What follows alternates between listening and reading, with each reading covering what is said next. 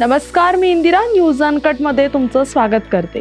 आजचा दिवस खास आहे तुमच्या आणि आपल्या सर्वांसाठी. का ते तुम्हाला लगेचच कळेल. इतिहासाच्या पानांमध्ये आजचा दिवस काहीतरी अनोखं घडवणारा ठरलाय.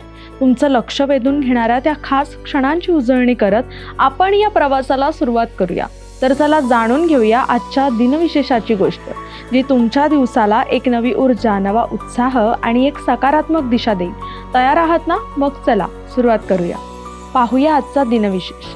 अमेरिकेची अंतराळ संशोधन संस्था नासाने अपोलो 11 मिशन अंतर्गत पहिल्यांदा चंद्रावर मानवाला पाठवले होते. नील आर्मस्ट्रॉंग हे चंद्रावर पाऊल ठेवणारे पहिले व्यक्ती बनले होते. पण एलन शेपर्ड हे चंद्रावर गोल्फ खेळणारे एकमेव व्यक्ती आहेत. 1971 मध्ये त्यांनी आजच्या दिवशी चंद्रावर गोल्फ बॉल हिट केला होता. 6 फेब्रुवारी हा दिवस भारतीय सिने जगतासाठी महत्त्वपूर्ण आहे, कारण आजच्याच दिवशी 1932 मध्ये अयोध्येचा राजा हा पहिला मराठी बोलपट मुंबईच्या कृष्णा चित्रपटगृहात प्रदर्शित झाला होता. आता पाहूयात इतिहासातील काही महत्त्वाच्या घडामोडी. 6 फेब्रुवारी 1952 रोजी एलिझाबेथ द्वितीय या ग्रेट ब्रिटनच्या सिंहासनावर विराजमान झाल्या. अन्ना चांडे या आजच्याच दिवशी केरळ उच्च न्यायालयात न्यायाधीश म्हणून नियुक्त झाल्या. देशातील पहिल्या महिला न्यायाधीश म्हणून त्यांची इतिहासात नोंद झाली. आता पाहूयात जन्मदिवस आणि पुण्यतिथी दिवस. अमेरिकेचे माजी राष्ट्रपती रोनाल्ड रिगन यांचा आजच्याच दिवशी 1911 मध्ये जन्म झाला होता.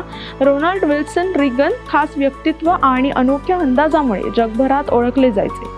अमेरिकेच्या राष्ट्रपती पदापर्यंत पोहोचलेले ते एकमेव चित्रपट अभिनेते होते.